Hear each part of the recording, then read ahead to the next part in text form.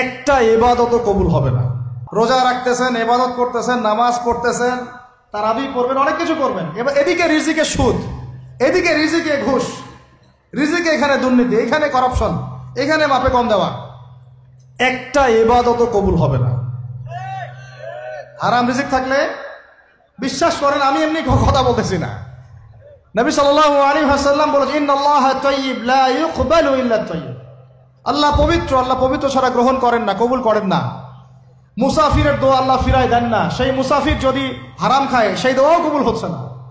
একজন মুসাফির হাত তুলে দোয়া করছিলেন, নবীজি বলছেন, মাথায় ধুলা, গায়ের কাপড় ঠিক নাই, মুসাফির সেজদায় আল্লাহর কাছে দোয়া করছে, হাত তুলে দোয়া করছে, আল্লাহ আমাকে এইটা দাও, ওইটা দাও, ওইটা দাও, ইয়া রব্বি ইয়া রব্বি ইয়া রব্বি।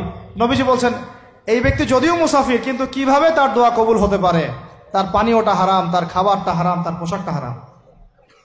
যেতে পারছি ভাই? এমনিতে মুসাফিরের দোয়া কবুল হয়, তিন ব্যক্তির দোয়া আল্লাহ ফিরায় দেন না। কয় ব্যক্তি?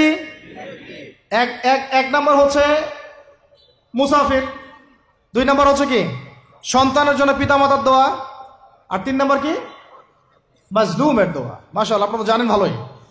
মাজলুম মানে কি? যার উপর জুলুম করা হয়, যার উপর জুলুম করা হয়েছে। আমরা এখন কিন্তু সবাই মাজলুম, তাই না ভাই? পুরো মুসলিম উম্মাহ এখন মাজলুম। তো ইনশাআল্লাহ এই অবস্থা থাকবে না। ইনশাআল্লাহ জালেম যেখানে জুলুম করবে পতন হবে, সমস্ত জালেমদের পতন বিশ্ব থেকে হবে ইনশাআল্লাহ। এটা সময়ের ব্যাপার।